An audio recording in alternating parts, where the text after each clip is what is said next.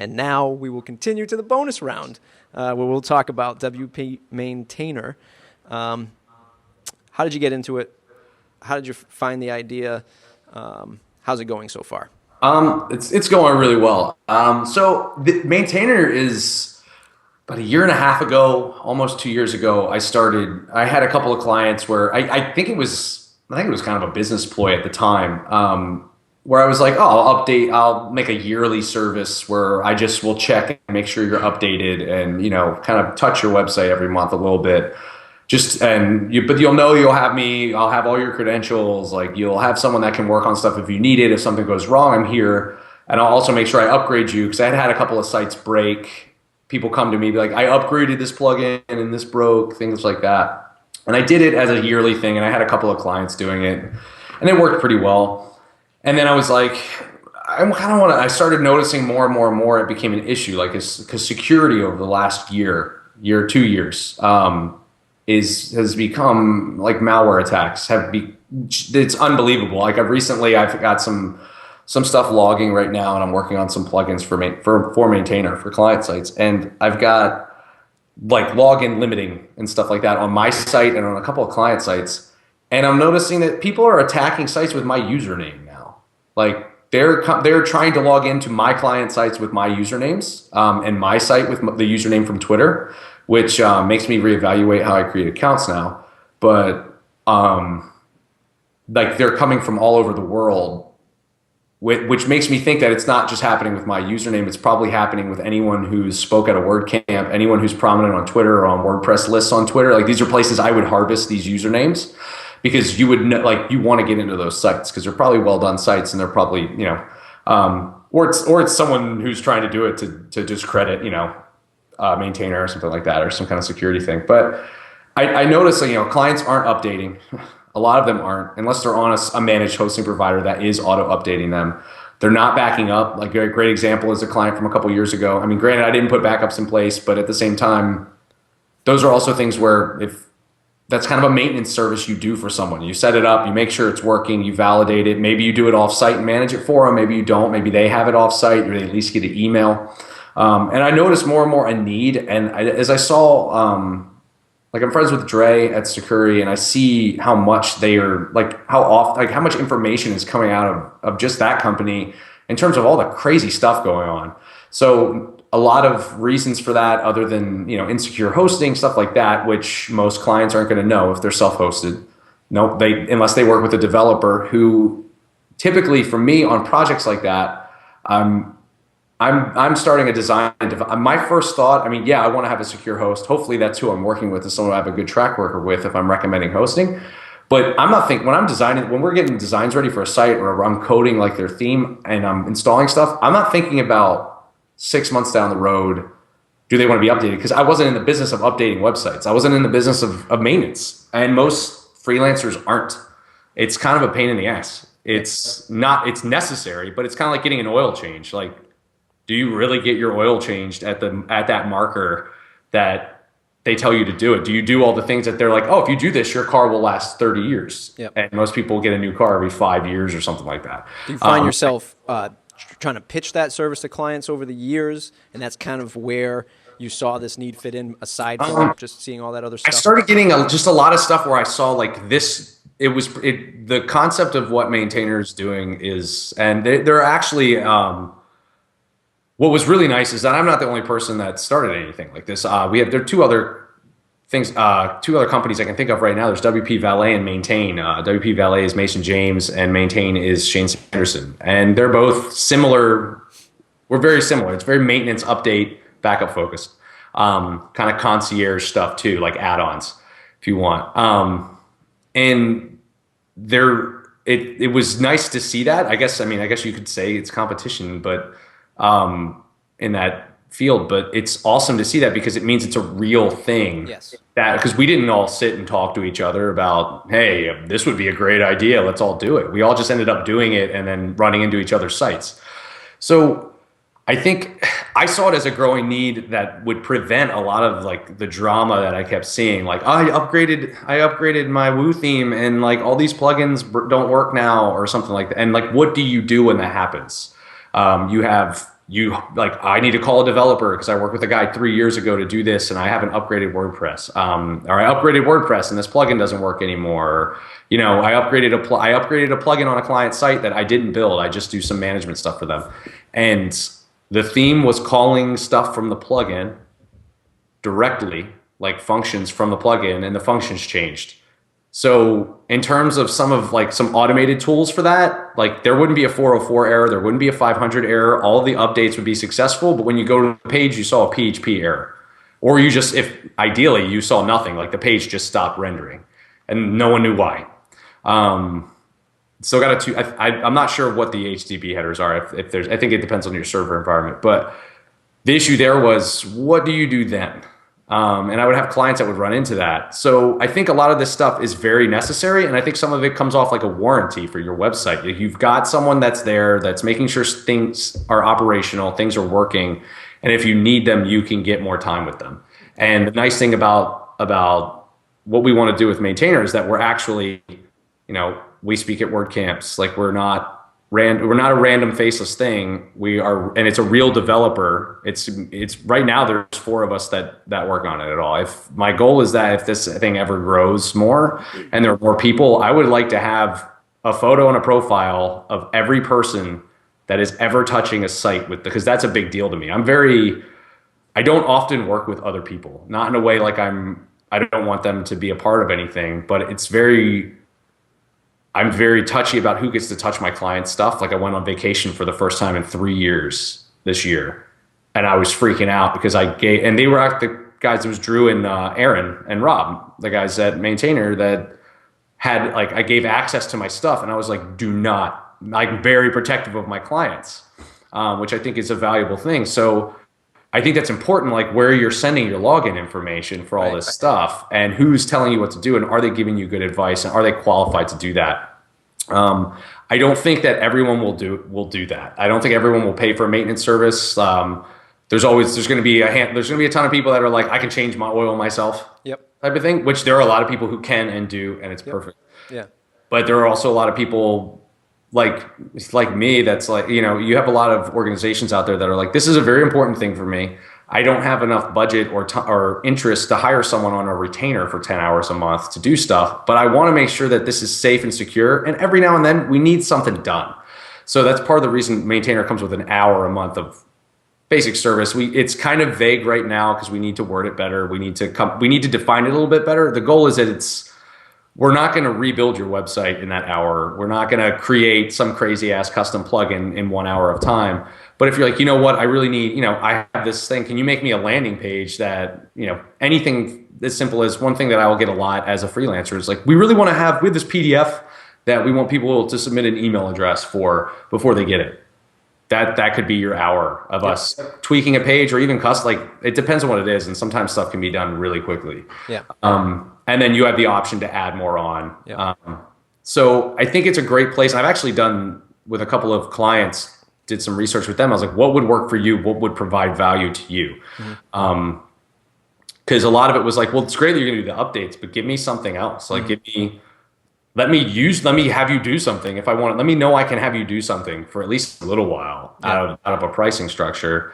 And I think the value for me there too is that I guess for me, if I think of it in a client's shoes, the updates and stuff, I don't think a lot of just pure customer, non-technical people get the value of the security and the updates, because it's not an issue or a value issue to them until it happens. Exactly. I was just going to say that. Yep.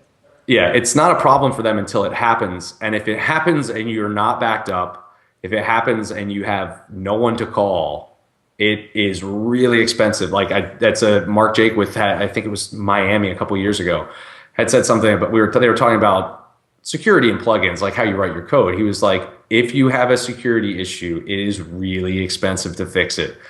Security helps with a lot of that now. They do a lot of cleanup, but depending on what happens or what you lose if you don't have backup, it's crazy. So that's kind of why I fall back to it's like a warranty. It's like I said something to someone. It's like, it reminds me of an energy company locally. It's like Baltimore Gas and Electric, BGE, and they have a commercial company that's not a utility. It's called BGE Home, and they come check on your appliances like once a year. If something breaks, they fix it for free. So like Maintainer, if we upgrade a plugin and it breaks and something breaks, we fix it. We spend a set amount of time fixing it. If it's something that takes 10 hours, we're like, hey, look, this broke. We rolled your site back. Let's talk about what we do. Let's get a game plan. But that's way better to me than you clicking update in the admin as a non-technical client, your site breaking, you not knowing your FTP information or any of that and being like, oh crap. And then you Googling for someone and say, hey, my site broke and I know you're a really busy freelancer. I need you to help me. Well, okay, I need you to do it now because my site, it's really crazy. I need it done as soon as you can. Okay, cool. Let me take a look. Can you send me your FTP? What's FTP? So to eliminate any of that to where if there is, ideally there is no issue. Like we put Sakuri on for free for any of the clients. And ideally my goal is that no client we never need to contact them to do anything because we'll put things in place before that in terms of backups, security, permissions, stuff like that, that it doesn't happen. Yeah. So one of the things I'm worried about running a WordPress company, and I don't know if you've thought of, I'm sure you've thought about this, but I don't know if you're afraid of it like I am. But I interviewed Brian Castle of restaurantengine.com, and that website is a website where people who own restaurants can go and click to start a restaurant website powered by WordPress. The day that I interviewed him and aired the interview, WordPress.com announced their restaurant pack of themes and menu editors and stuff like that. So what I'm afraid of is we're building these things on the .org environment, things like your WPMaintainer, updating people's sites and things like that. But we're only a step away from .com saying like, with a .com powered site, don't worry about updates anymore. We're going to take care of that automatically for you and then save revisions of the site. So if we did auto update your site, you can go back. And of course, they have a lot more power than we do. Things like design. If now they're starting to introduce vertical designs where if a client of mine is coming to me and he's a restaurant, or if they get into something else, I don't know, dealerships, car dealerships, and they have a whole vertical for car dealership themes, now they're starting to box us out. Have you thought about that, or are you afraid of that? Or you kind of if you look at it right now in terms of if someone came that was on managed hosting, like, if they were on like VIP or they were on WP Engine, I think Pagely might do it. A lot of those services auto upgrade you. They do backups for you. So that in terms of that, like, whereas I would even say, like, if you're on that service, I'm probably not that valuable for you. But there are tons of people who aren't. There are tons of people who that's either too much to spend every month, which is they're actually probably less than Maintainer every month. But either that's too much to spend, they don't know enough, or for some, they have a reason that they're hosted a certain way. Because there's so many different, just as there are so many different people in our community, there's so many different people using WordPress that have sites. So, and I think there's always opportunity for .com or Automatic to create similar services. But I think that, there's like Jetpack is like revisions of your site. And there are things that compete with Jetpack. I think it's a mixture. You see that stuff everywhere too. In all markets, I think you always have the person, there's something that there's always aftermarket parts for cars. There's always things like that. So I don't think it'll destroy anything. I don't think it would definitely make things interesting. And I think more so in terms, I'm a big fan of like, more or less, like, I'm a big fan of competition. Yes. I think competition keeps people honest. It keeps people it makes people focus on the customer versus themselves. And if you want, if you're focused on your wallet and you want your wallet to grow, then you focus still on the customer. So I think that just enforces people to take care of the user the best way possible. And I think that as long as you think that, and that flows back to anything, design, freelancing, business, if you're taking care of the person that's taking care of you, that relationship will last. So yeah, it might be easier if more people come to it. But there are a lot of people who are interested in WordPress, and they're like, there's weird things, like they'll see so many blogs on .com. They're like, well, I don't want that. No, I want this. And you're like, okay, well, we can do it there. And you're like, no, I don't want it. Like, there's so many flavors that I think. It's a big enough market. I think what the latest number was, like 16% of the new sites coming online are all powered by WordPress, or some crazy number. So I think that there's enough exposure to it that not everyone's just going to flock to WordPress.com or WP Engine. You have the chance to capture the client, provide a valuable service, and then we'll start to taking on more clients, and that's the best we can do. Yeah, I think that there's also, I mean, it always goes back to value. So in terms of that, there's also not always going to be, there's always going to be people who want out of the box stuff a very specific way, and there's going to be people who are like, I want you to come and do this for me. So there are people who will.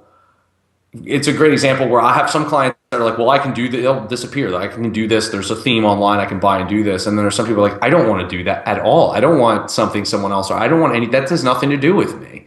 And I haven't seen the restaurant stuff you're talking about on .com, but it sounds like it's probably a really kick-ass version of some of the horrible commercials you see for websites. I don't foresee WordPress.com or Automatic or any of those like organizations building crappy stuff. Yep. All their stuff is usually pretty awesome.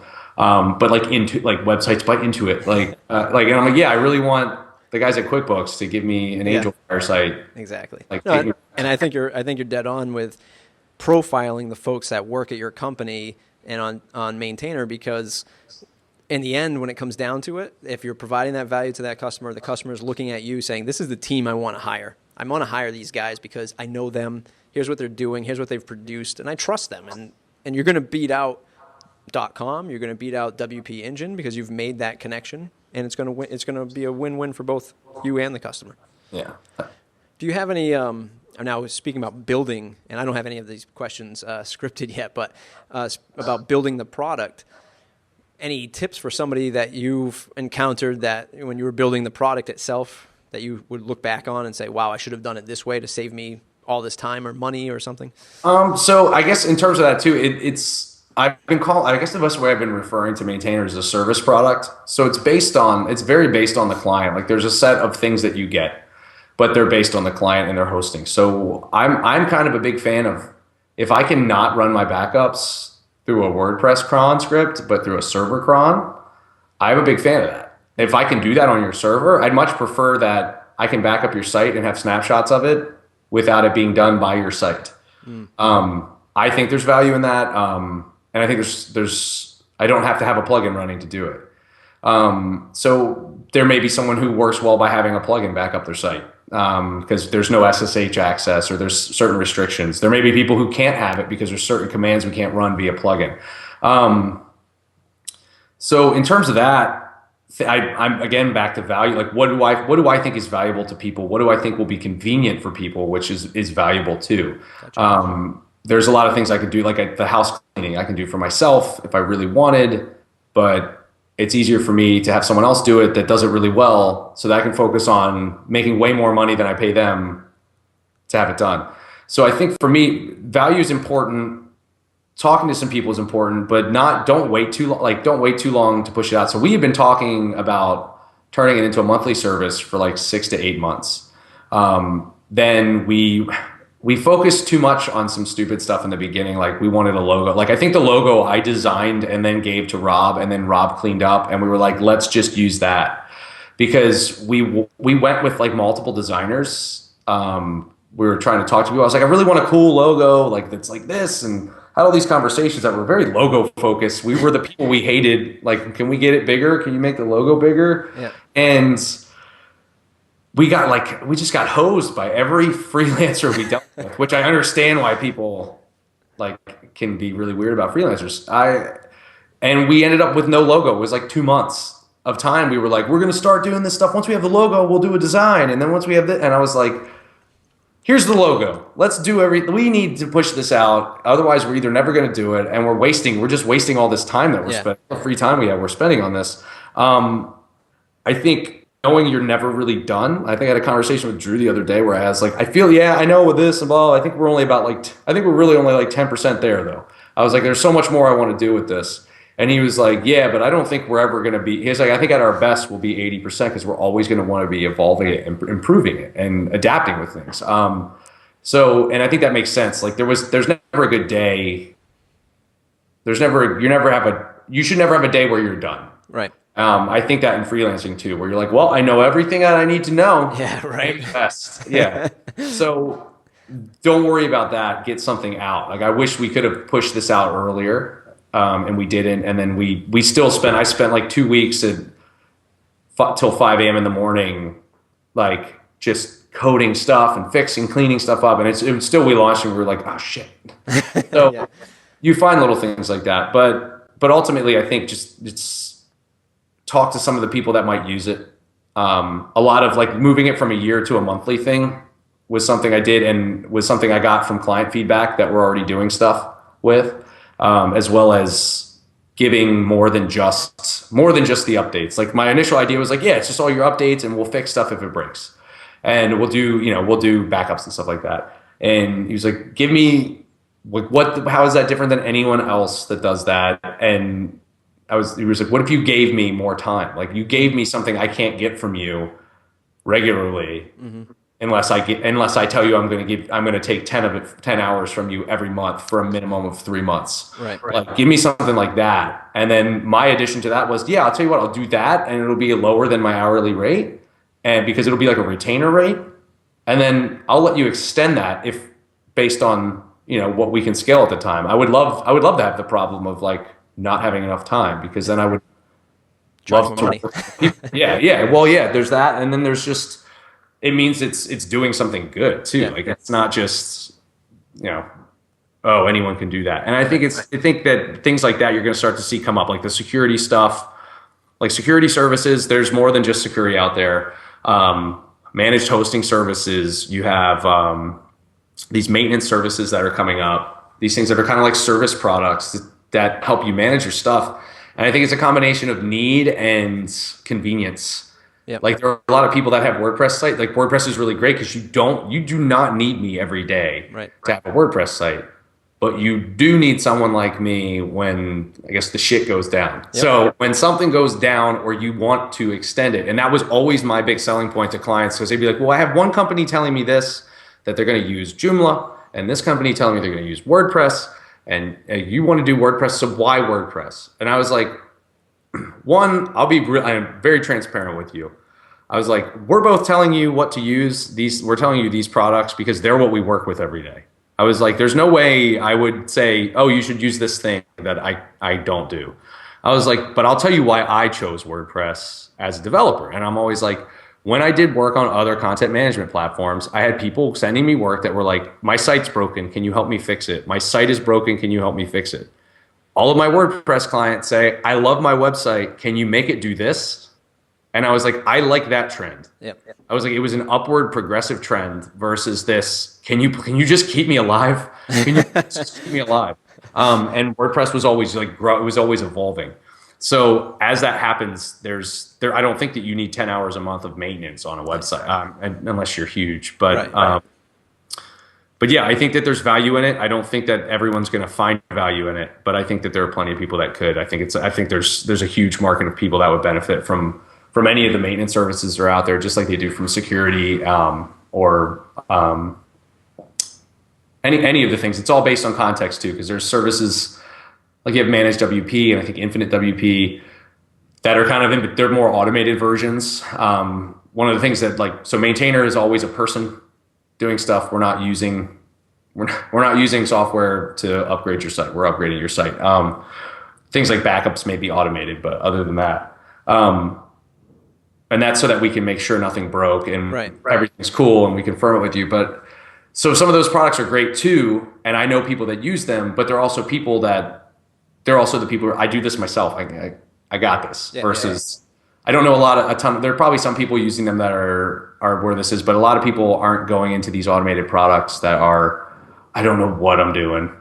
Like, I would not open my car and just plug something into it and just hope. So I think that there's room for every angle. Because I mean, the dollar value that you're putting on the service, you're accountable for it. Somebody wants you to be accountable for it. They're looking at the dollar value. They're saying, it's worth this money to have these folks accountable for it. They take care of it. If I have a problem, I know I can go to them.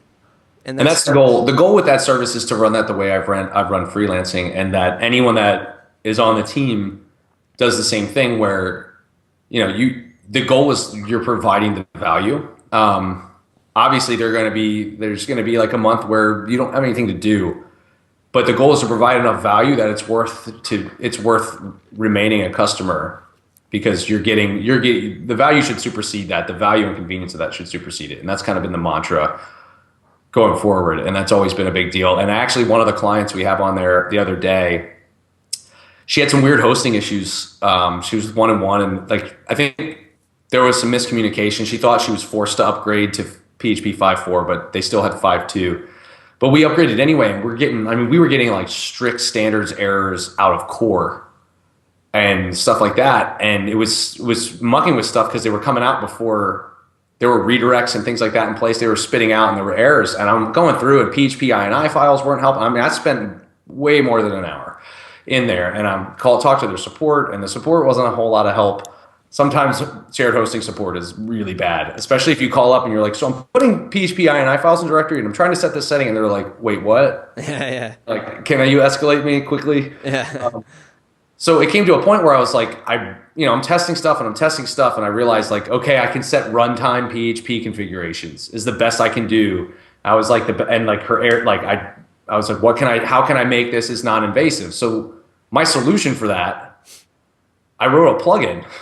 I wrote a must-use plugin that just hooked into a init, and I'm going to post it to the blog for Maintainer in case someone ever wants to use it. And it's not the best way to do it. Like, the best way is the environment, but we needed to fix this because she couldn't install plugins. Like, she had a lot of marketing initiatives that were using analytics, and she couldn't install analytics. She couldn't activate the plugin because of the errors that were coming out. So we updated it. I mean, I made sure, and the goal is, development-wise, fix the errors. Don't just turn them off. I wanted to make sure she was not displaying any errors on the front end, on the public site. And I wanted to make sure that in the admin, the strict stuff was off, because the only thing that was being flagged anymore was strict. And I wrote a plugin that hooked into the two different inits for the front and the back and turned them off. And she was really happy. And she was like, I love that you used a plugin to do this. Like, that's awesome. And I was like, yeah. I was like, that's what I said. I think I said, that's how we roll. Yeah. I think that's what I said. I was like, that's how we roll.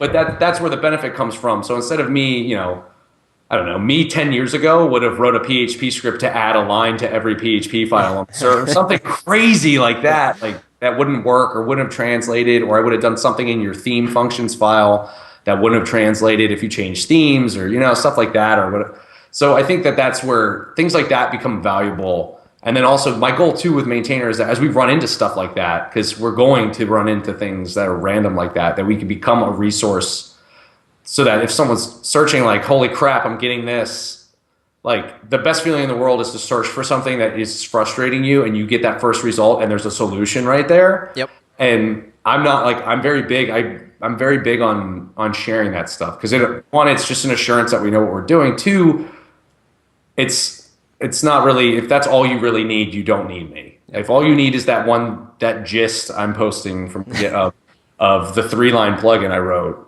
then you don't need me every month. But maybe you'll be like, oh man, I really want to work with this guy. I really want to work with this team of people who's writing this stuff and providing this resource. So that's kind of the goal too, is to have more, and ideally that can become kind of a recontribution back into the WordPress community too, is to have another resource out there from people who are doing this stuff every day. Nice. Kind of like support forums for themes and plugins, stuff like that. Nice. Well, Andy, that was awesome, and I appreciate you sticking around to do the bonus episode talking about your new product. Is there a special like referral link or affiliate link if other developers or designers are seeing this, that they could send their clients? A couple things. So we're gonna push something out soon. Our goal is we have an affiliate system planned. It's not up yet. So by the end of the year, there's a form on the site, wpmaintainer.com/affiliates.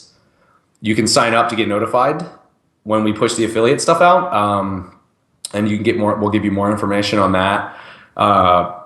We are working on things. We're hoping to do something before the end of the year in terms of like a special or something like that. But we're trying to. Everything on that site I built. So the checkout, I've implemented coupons, but we're testing it. So we want to make sure that works. So things like that might come up. If you have questions, just go to the site, shoot an email. If you have affiliate questions, shoot through the affiliate form so we have you on file so we can let you know more as information comes up. Or there's a contact form on the site, or Andy at WPMaintainer, support at WPMaintainer.com works too. Awesome, man. All right. Well, thanks again. Thanks for sticking around. Everyone, go check out the service. Thank Andrew online on Twitter. And thanks for joining in and watching the show. Thanks. Take care. See ya.